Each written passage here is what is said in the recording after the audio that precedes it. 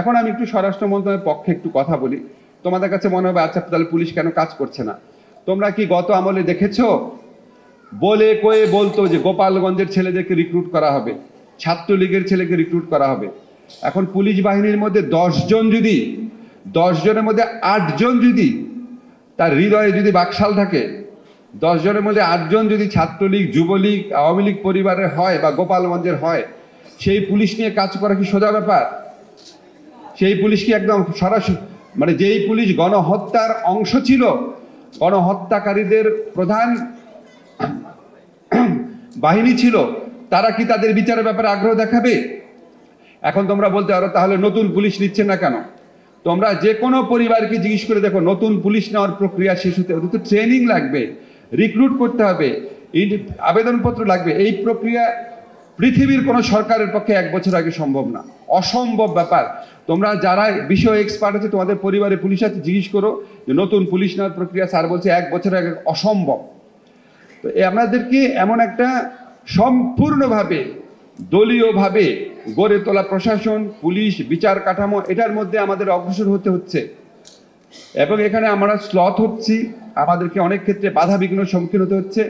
আমি তোমাদেরকে নিশ্চিত করতে চাই, আমি আমার স্বরাষ্ট্রমন্ত্রী যে আছেন ওনার মধ্যে কোনো রকম গাফলতি দেখি নাই, কিন্তু ওনার কথা অনুযায়ী পুলিশ কাজ করছে কিনা এটা আমি জানি না।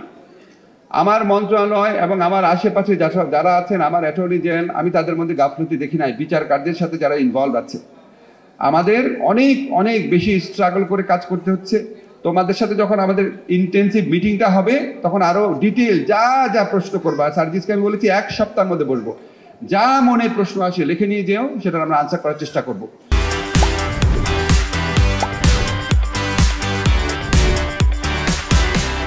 তোমাদের নিরাপত্তার কথা বলেছো, আমাদের আইসিটি অ্যাক্টে উইটনেস প্রোটেকশনের বিধান আছে, কিন্তু অন্যান্য মামলার ক্ষেত্রে উইটনেস প্রোটেকশনের বিধান নাই। আমি স্বরাষ্ট্রমন্ত্রীর সাথে দেখা হলে বলবো।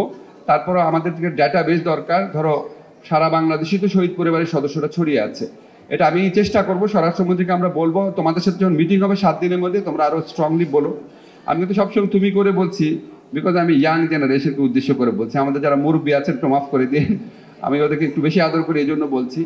আর একটা কথা বলে শেষ করি, শহীদ পরিবারের প্রতিদান কোনো দিন দেওয়া সম্ভব না, কোনো রাষ্ট্র দিতে পারে না, এটা একটা অসম্ভব ব্যাপার। যেই স্যাক্রিফাইস যারা পরিবারের সন্তানকে হারিয়েছে, যারা পরিবারের ভাইকে হারিয়েছে, কোনো পুরস্কার, কোনো কিছুর বিনিময়ে সেই বেদনা, সেই অস্ত্র মুছে দেওয়া যায় না।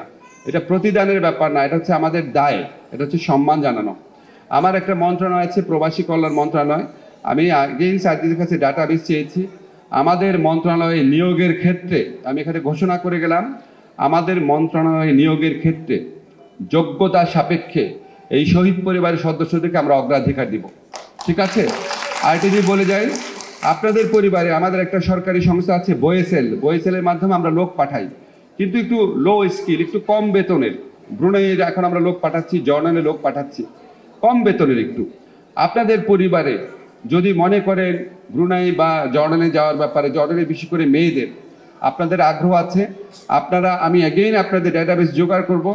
আমাদের যে পিএস আছে তার নাম্বার দিয়ে দিব আমি সার্জিসের কাছে, আপনারা যোগাযোগ করবেন। আমরা বিদেশে কর্মসংস্থানের ক্ষেত্রেও সর্বোচ্চ প্রাধান্য দিব আপনাদের।